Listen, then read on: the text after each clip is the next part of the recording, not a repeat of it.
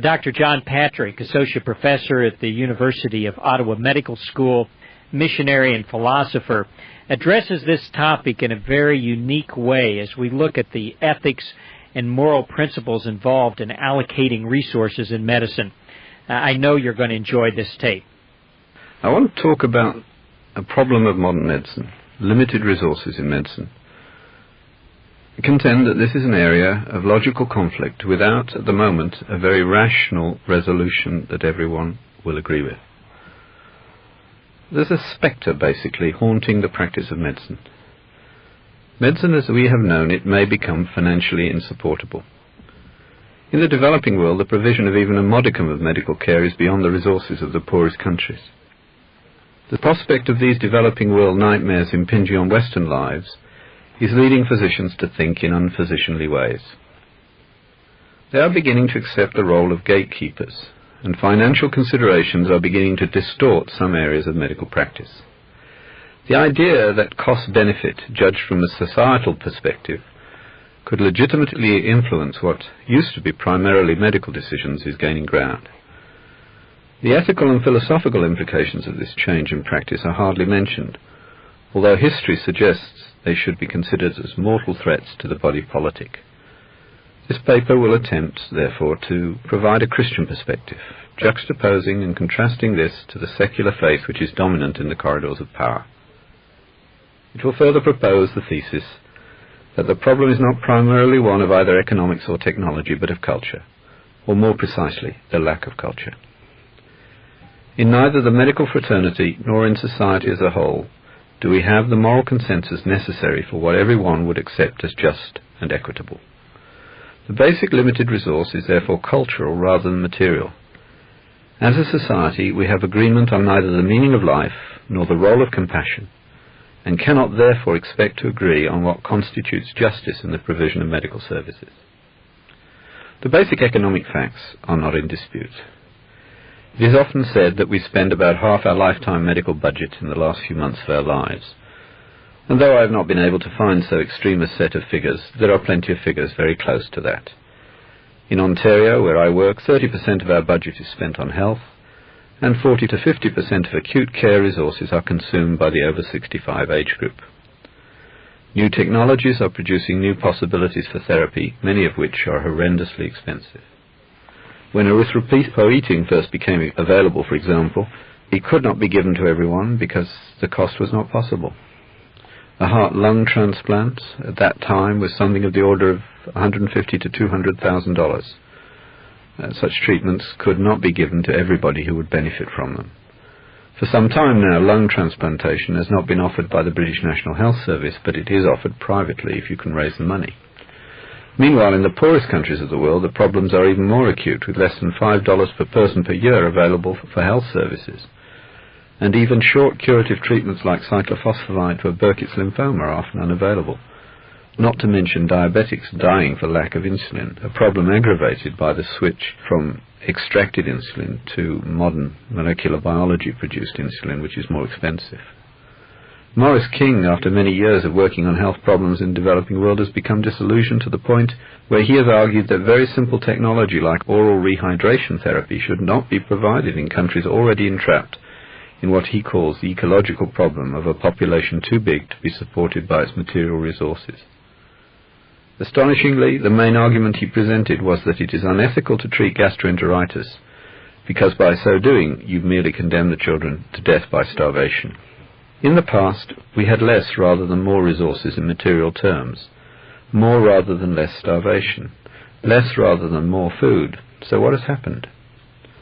I will argue that the missing resource was contained in our forgotten heritage, which provided a story of how to care for the sick and disabled, while continuing to recognize that it is given unto man once to die, and after that the judgment. Now we have replaced that humble acknowledgement with a healthcare industry which is expected to provide all our needs and desires. We now have a vast cast of almost invisible actors from the industrial and pharmaceutical sector, each pushing for their own limited agendas. Note that I am not implying that they push unethically. We also have a burgeoning management elite who refer to themselves by such terms as president, chief executive, etc., all in addition to the old players in this drama. Medicine is trapped between two worlds, one ancient story which grew out of concern, compassion, and the newer story which never stops long enough to consider any deeper meanings, but like a soap opera simply moves from event to event. In this new story, we, the actors, respond only in immediate terms. We live from one page of street to the next. In this frenetic world, we have not time to stand and stare, much less to ponder. Despite possessing an adequate spiritual base, within a meaningful, morally consistent tradition which does provide answers, we behave as though we have none. Instead, we are blown about by every new wind of doctrine towards solutions in tune with the spirit of the age, reductionist and technological solutions that emphasize human autonomy, even when it is farcical to pretend we have any. This pathetic play-acting is dressed in euphemisms, where we talk of value-free, purely practical decisions, which in reality are decisions based on the logical consequences of secularism, or practical atheism, as Sproul calls it. Value-free is usually code for anti-Christian. The purely practical solutions which this process is generating include, for unplanned pregnancy, abortion instead of respect for life. For sexually transmitted diseases, condoms instead of chastity and fidelity. For death, behaviorist psychology, euthanasia, and tranquilizers in place of meaning. Physicians are deeply troubled, often without being able to give voice to the causes of their disquietude. Physicians have long centered their profession on listening to the patient's story, and on the capacity to interpret those stories, to recognize the gaps, the omissions, the cries for help, and the laments. It is the natural extension of medical histories, narrative ethics, that I will turn to next in this paper. It is not surprising that those ethicists who have left the ivory tower and are working in the clinical area are tending to value narrative more than theory, because they find that although people do not agree on guiding principles, they do often reach a consensus as to what makes sense within the patient's story, a phenomenon clinicians have known for centuries. We should beware of letting academicians whose understanding is rooted in the so-called Enlightenment tell us, who are part of a much older story, how we ought to live. By their fruits you shall know them, and Paul Johnson has done us a great service in showing what their fruits really are in his book The Intellectuals. So, let us look at what is currently proposed to control the escalating budget for medicine and try to disentangle the family trees of these various ideas, to distinguish those ideas which have the same roots as medicine and those which have a less prestigious ancestry. The list of proposals is long, but here briefly listed are some of the major ones. That we should limit services on the basis of age, length of benefit, social utility in various disguises, quality of life criteria, cause of the condition, and medical benefit. All except the last are variants of some form of social utility judgment wearing more or less camouflage. Medical benefit is different, though easily confused. Let's look at age. The idea that some treatments would be restricted purely on grounds of old age is acceptable to many North Americans. Many African societies, on the other hand, would be more concerned to save the lives of the older members of their society, whom they see as repositories of wisdom and as more essential to the social fabric, and therefore leaving a larger rent when they die. They will use young age as a criterion for denial of treatment. Both views are utilitarian, but the African view seems to me to have more respect for the person. We as physicians often include age in our assessments of which treatment to offer. Thus we are immediately on the defensive in any discussion between those who champion the limitation of services to the elderly, because it seems we've already moved to the point of acceptance. However, I would suggest that our use of age is in most cases not as a simple cut-off procedure, but merely as a surrogate for medical benefit. We need to be much more precise in our use of language to say what we mean, namely that because of the frailties of age, we deem the medical benefit to be small or even negative. It is relatively simple to prove that this is our real meaning, because we all readily approve of procedures on, quotes, young 90-year-olds. When one says that a procedure is inappropriate to given age, it should mean that the likelihood of real medical benefit is small. If, however, one espouses an age criteria other than for reasons of physiological frailty, one is guilty of treating people as things and of not attending to the individual person. The argument in favor of limiting medical resources on arbitrary age grounds has been put very cogently by Daniel Callahan. He emphasized that over the 85-year age group is the fastest growing group in the USA, and that by early in the next century the elderly will consume 45% of the health budget if the trends continue. Already it estimated that 1% of the GNP is used for the elderly in their very last year of life. He further argues that the medical need for a heart transplant is the same in both 90-year-olds and 30-year-olds with terminal heart failure, so that a medical benefit process to allocate resources will not work. This is somewhat naive in that it fails to take into account the diminished functional reserve of all systems that is the hallmark of aging, and that will be a major determinant of outcome.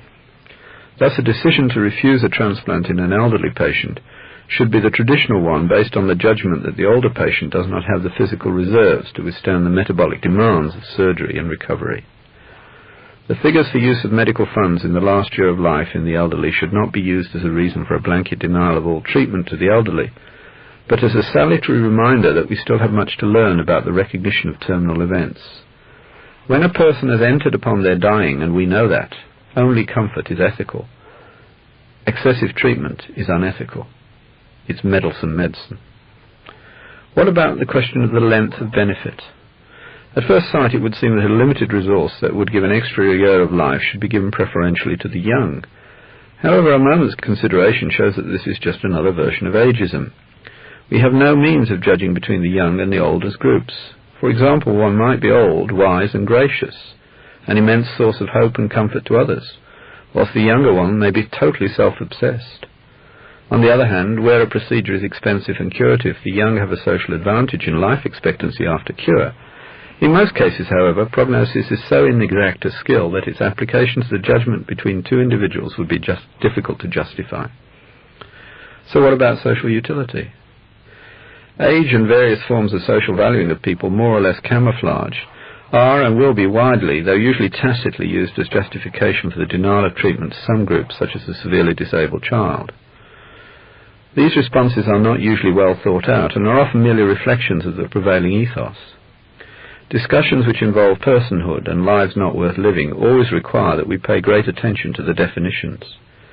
Definition of persons varies from the obvious one of all living creatures of the human species to frightening concepts like persons are only those capable of moral agency, which would clearly allow infanticide, and even the death of small children. Medicine has been infected by such shoddy rhetoric. One does not have to be too acute of hearing to catch conversations in hospital corridors where justification for the denial of treatment is linked to concepts of social utility without any remonstrance from anyone else. There have been a few cases in the literature where patients initially denied treatment, such as dialysis, were defended by others and given treatment. If we allow social utility arguments to gain respectability, the consequences for such medicine will be catastrophic. For example, a large number of pediatricians spend their time caring for children who will never have useful lives, judged by economic utility criteria. In my opinion, they have a much more important function. They give us cause to see our own future dependence at a stage when we can use that insight to modify our behavior and become more compassionate. The early problems with choosing who should have access to dialysis treatment illustrate the pitfalls that surround social utility decisions. The nephrologists in Seattle were faced with an acute problem when they provided the first chronic dialysis in North America. Who should they accept and who refuse? The initial attempts to choose between people produced unbearable tensions for the committee, so that in due course those who attained medical suitability criteria were all entered into a lottery. So what about quality of life? Closely associated with ideas of social utility is this idea of quality of life. It is even reduced to an acronym, QALY, Quality Adjusted Life Years. George Grant has described these ideas as the ultimate definition of fascism, for reasons which we will discuss in a moment. If the quality of life could be defined as inadequate by the patient at the time of illness, it might seem to be acceptable. But as a recent article in the New England Journal has made plain, even this is difficult, because it can take some patients 5 years to come to terms with incapacity and once again value their lives. None of us is required to take treatment, but this study shows how sensitively these issues need to be handled if our right to autonomy is not to lead to needless deaths.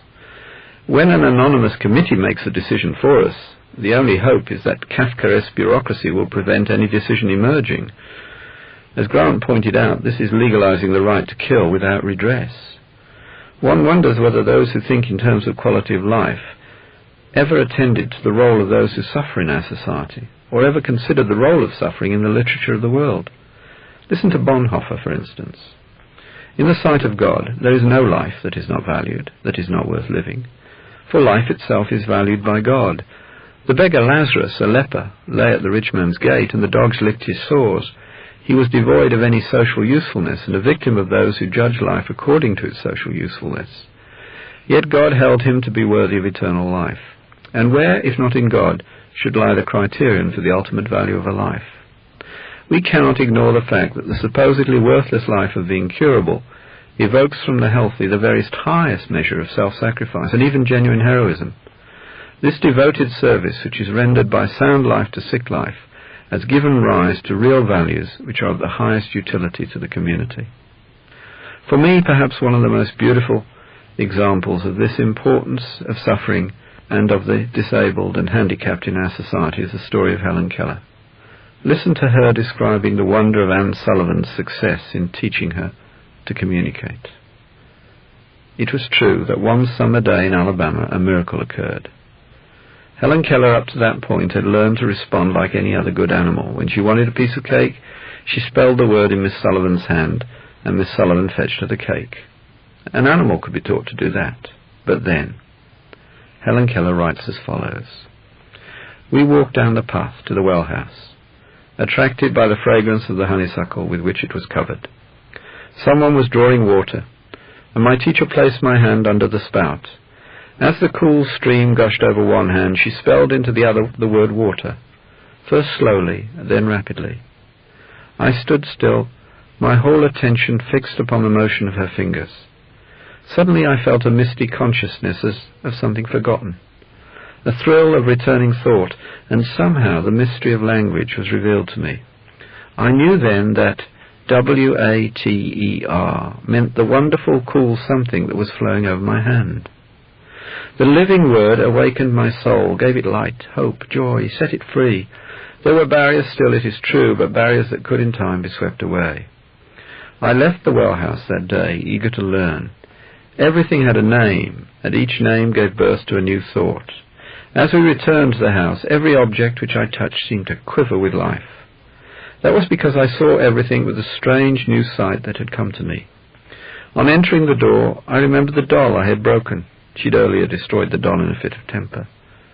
I felt my way to the hearth and picked up the pieces. I tried vainly to put them together. Then my eyes filled with tears. For the first time I felt repentance and sorrow.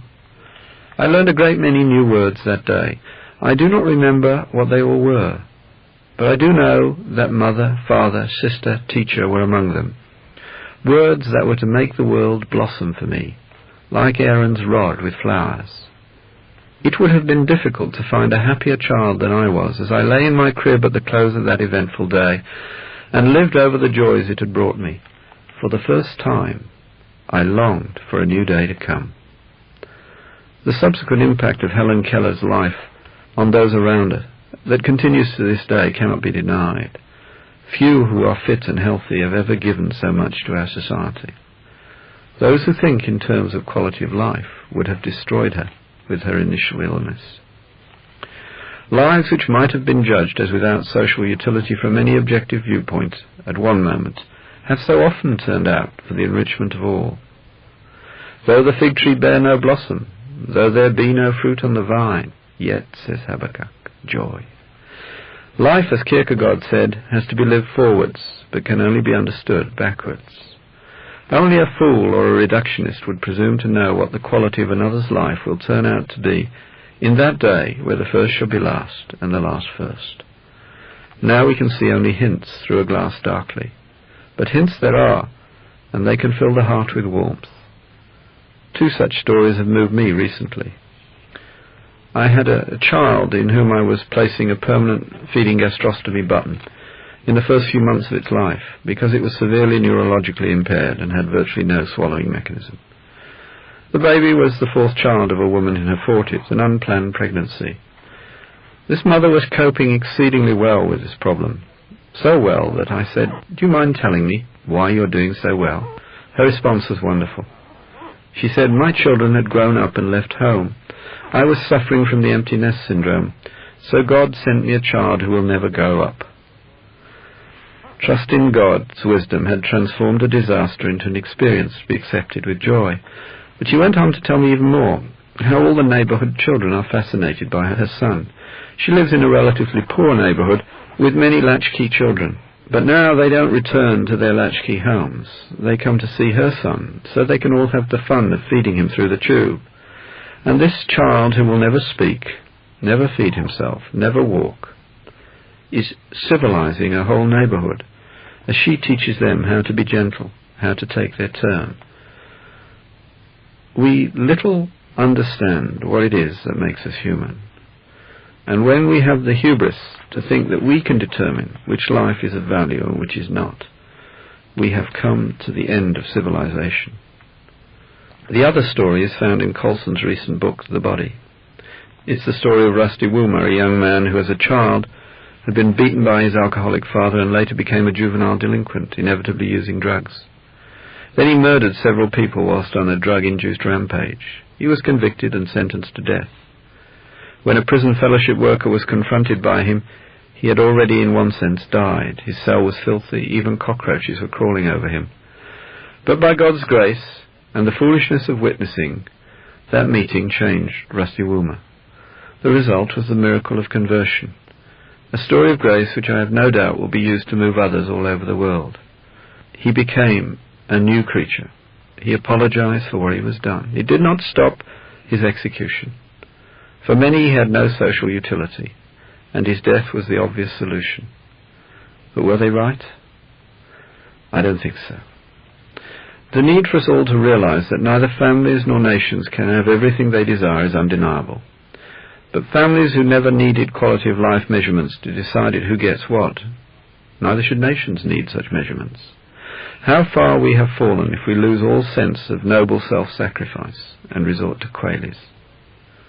In a moment we will discuss the Oregon proposal and the governmental response which focused on the effects of the quality of well-being scale they used. It served to label the disabled as second-class citizens. The Oregon listing of diseases placed liver transplant for cirrhosis unrelated to alcohol at 367, i.e. a funded level, whilst a transplant for alcoholic cirrhosis was placed at 690, i.e. an unfunded level. This appears to be a straightforward example of judgmental morals, which should be unacceptable to Christians. But the denial of transplantation to alcoholics, showing no evidence of rehabilitation, has been justified on the grounds of diminished likelihood of both compliance with and benefit from the treatment. Doubt has been recently expressed as to the truth of these statements. Of course, even this approach has huge problems, for example, with AIDS, where it seems that it would be possible to be infected by more than one strain of HIV. Should withdrawal from high-risk activities be required for some treatments? These are issues which must be brought into the arena of public discussion. For Christians, the idea of limiting treatment because disease is self-induced is unacceptable. Our Lord's famous question is enough to silence us as it did the Pharisees. He that is without sin, let him cast the first stone. The ideas of consequence and responsibility, however, surely have a place in how we run our society. But it will be a very nuanced approach that will be needed. When we turn to the traditional medical benefits approach, this is easier. This has been the traditional approach of medicine. Often it has been contaminated by various isms, paternalism, sexism, racism, and class bias. Nevertheless, the objective of physicians has been to do no harm and to do the best for their patients. Objectives which necessarily involve subjective judgments are inevitably modified by the biases of the physician. The fact that age, sex, class, race enter into our decisions does not make our judgments necessarily ageist, sexist, snobbish, or racist. I do not think that most blacks and Asians would accuse one of racism for taking into medical account the racially determined fact that they are more likely to have 6-GPD deficiency than Caucasians. We must expect that the public will be looking more carefully for bias in our judgments in the current political climate.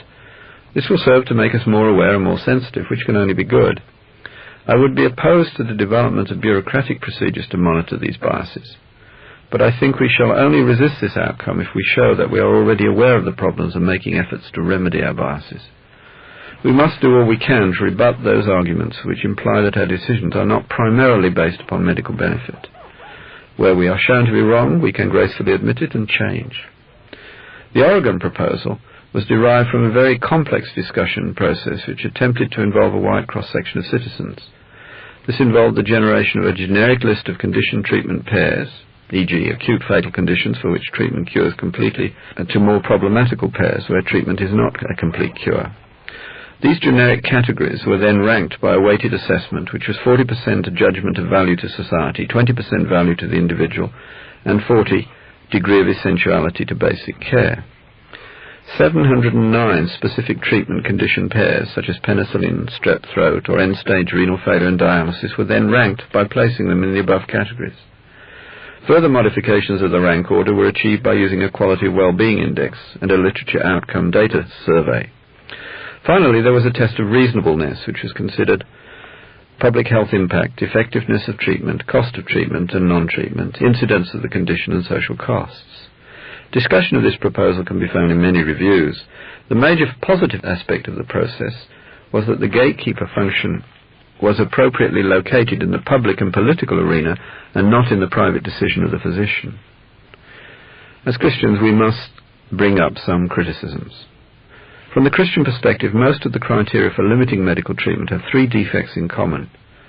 They depersonalize the patient, who becomes no more than a statistical prognosis. They are arrogant in their assumption of capacity to judge outcomes. And finally, they allow people without experience of particular diseases and disabilities to decide whether life with these problems is dignified. The driving engine is actually cost-benefit analysis, measured primarily in monetary terms. This is not surprising in a productivity-obsessed society like ours. Sadly, I believe there is also a much more serious process at work, which the obsession with economics is merely a symptom. Up until recently, we would always have put the duty to preserve the life of another person first, well over any other consideration with little or no question. Now we have changed. There may be an element of subconscious self-interest as we consider our own future comfort, our own hopes for future prosperity. The price of this change in priorities is high, for it involves denial of our traditional understanding of life and its replacement with a more fatalistic one, in which we are training ourselves to accept statistical probabilities as accomplished fact, and in which the belief in a divine providence is lost. We assume we are alone in a universe devoid of meaning, except such meaning as we create. Koestler's book Darkness at Noon portrayed the logical outcome of this in all its stark horror. Justice is no longer blind to all the established facts, but partial and influenced by what is perceived to be the likely future monetary liability of healthcare choices for society as a whole. In reality, of course, the rich will get what they want somewhere in the world, but will have less responsibility for their own poor. Currently, monetary consequences for the living taxpayer control the agenda, except in the case of abortion.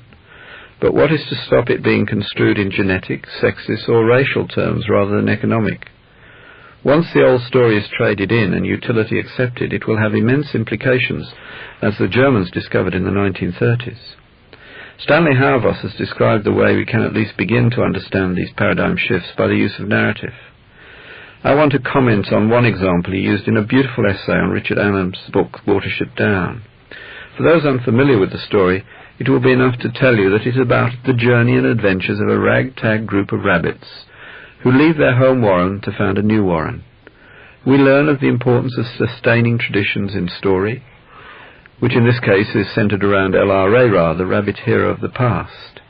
We are treated to a wonderful exposition on the nature of society because the rabbits leave a class-ridden authoritarian society, battle with a totalitarian pseudo-Marxist society, deal with an existential society, and found, finally, their own warmly human, or should I say rabbity, community. They also briefly enter the nameless existential warren, which I wish to comment upon.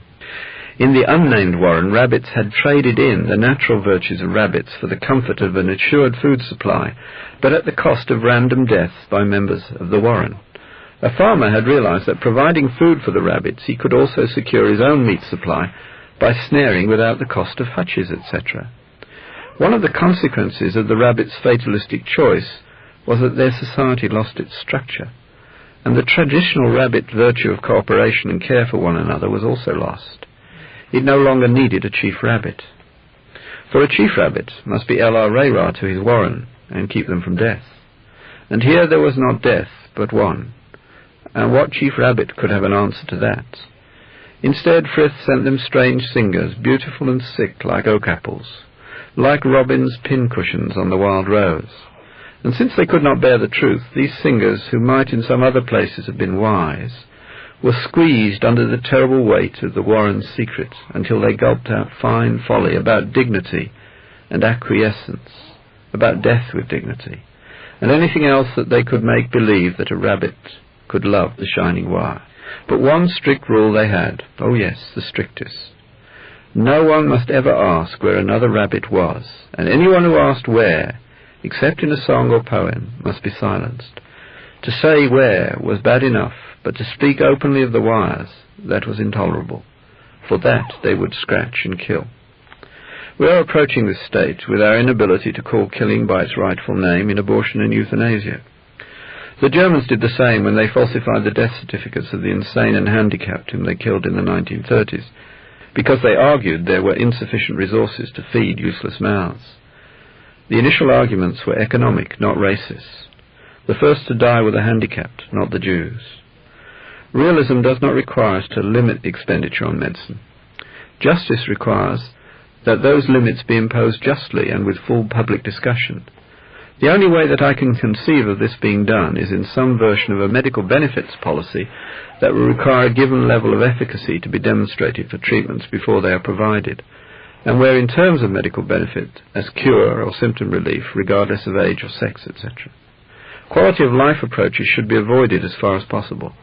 If we cannot offer treatment justly, it should not be offered at all. Justice is more important than health. Health without justice is an empty shell devoid of meaning, without which there is not health. Active euthanasia is the ultimate technological and bureaucratic solution to limited resources. But since all but very few people are physically capable of committing suicide, there is no obvious need for legalized euthanasia for droves of patients clamoring vainly for death. So what is the driving force? It has to be economic and doctrinaire. It has all happened before. In the 1930s, Germany was the most advanced and cultured and technologically competent society in Europe.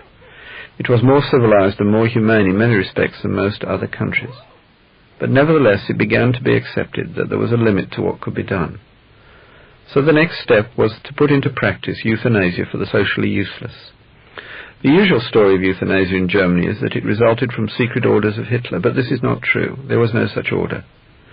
Wertheim wrote, "The tragedy is that psychiatrists acted on their own. They were not carrying out a death sentence pronounced by someone else. They laid down rules for who was to die. They were the administrators who worked out the procedures, decided the methods of killing. They were the executioners, or they surrendered their patients to be killed.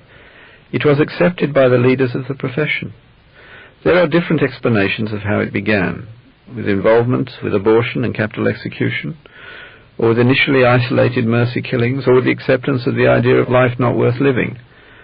But by the end of the Second World War, 270,000 people had been killed under the rubric of euthanasia. Once the policy of killing the socially unwanted was accepted, the Nazi policy of killing the racially unwanted was irresistible. Only a healthy profession dedicated to its own history and traditions will resist this onslaught. The history that we have is important. The names that we need to discuss first are Esculpius and Hippocrates. Esculpius and his followers accepted the traditional role for physicians, which combined healing and killing. For example, of defective newborns. Hippocrates was the first to realize the importance of totally separating killing and healing.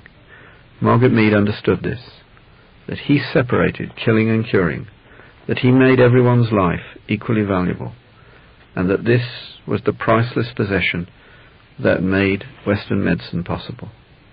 But now we are beginning to applaud the physician who kills. Soon we will return to fearing our physicians once more, wondering whether he is the healing or the killing mode. If the dominant mode of understanding our personal meaning changes, so will the nature of our hospitals. Indeed, who can deny that that has not already happened? In my own university, a senior physician recently told a medical student that palliative care had no place in medicine because it did not cure. The concept of medicine without care is not new. It can be seen anywhere in the world where the effect of the Christian story is minimal. The whole story of hospitals illustrates this reality. Patients have always wanted to know about their sickness and have sought out clever physicians to provide this service. But healing is different. This is with a physician who cares. Healing is always sought out by the sick, but the sick were not capable of creating institutions for healing. That required a particular cultural ethos. The history of hospitals is very incomplete, but the critical role of Christian belief is undeniable. Although some historians claim that hospitals began as early as the 5th century BC in Sri Lanka and India, these early institutions were more concerned with health and social management of death than what would be recognized as medicine today, and they did not achieve a permanent place in their societies. There was a change with the early Christians, who were noted for the fact that they did not expose their own children and rescued the exposed children of others. Infanticide has been and still is considered ethical in many cultures. The Council of Nicaea in 375 AD directed that institutions be established for the poor and needy following the multiple biblical injunctions. The subsequent development of these caring institutes proceeded through Nestorian Christians to Muslims to the monasteries and the Knights of St. John, who were taught that the sick were their lords. Science came later. Compassion and Christian obedience consequent upon our Lord's teaching about the poor laid the foundation. Other cultures tend to look upon poverty as a consequence of wrongdoing or as the individual's karma, even as the Old Testament in many places seems to imply. It was Jesus who said, "Neither this man nor his parents sinned, but this happened so that the work of God might be displayed in his life." Without its Christian underpinnings, institutional medicine is out of control. It was the same in the past. Listen to these words. Do not imagine that it was by force of arms that our ancestors made a great nation out of a small community. If that were true, we should today have a far more glorious nation. In allies, in our own citizens, in armaments, we have greater resources than they enjoyed. But it was other causes that made them great, causes that have ceased to exist. Energy in our own land, a rule of justice, and in forming policy, a mind that is free because it is not at the mercy of criminal passions. Instead of these, we have self-indulgence and greed, public poverty and private opulence. We praise riches. We pursue a course of sloth. No distinction is made between good men and bad. The intrigues of ambition win the prizes due to merit. No wonder when each of you thinks only of his own private interest, when at home you are slaves to your appetites and to money and influence in your public life. The consequence is that an attack is being launched on a republic left without defense. Augustine used this quotation from Cato in The City of God as he prepared the Christian world for the Dark Ages.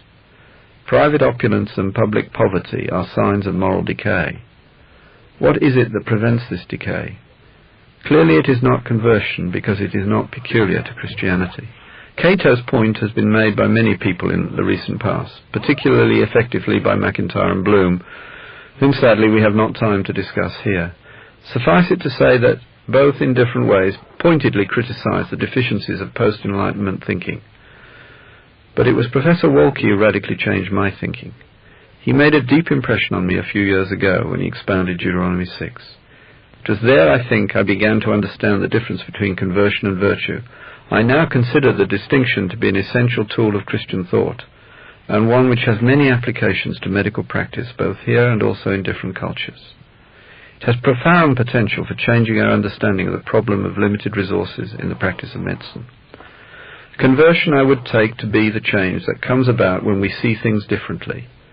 In the Christian context, it is the point at which we are born of the Spirit and see the incomprehensible, as in John 3. Christian virtue is what comes about when Christian communities, and especially Christian families, put down roots and try to sincerely obey the commands of the Bible and teach the stories of the Bible to their children. These stories, talked about in the home, become the moral principles of the lives that are lived from that home. These virtues become the foundations of our lives, tacitly understood principles that are never seriously questioned. Indeed, when deeply ingrained, as in the Middle Ages, they are hardly even acknowledged.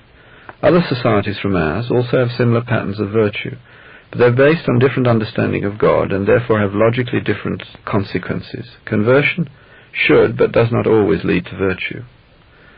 Even when it does, it will take time, and the commitment to a way of life that logically follows from conversion. That means a great deal of thought. It will not initially be tacit, but the result of working out our own salvation with fear and trembling.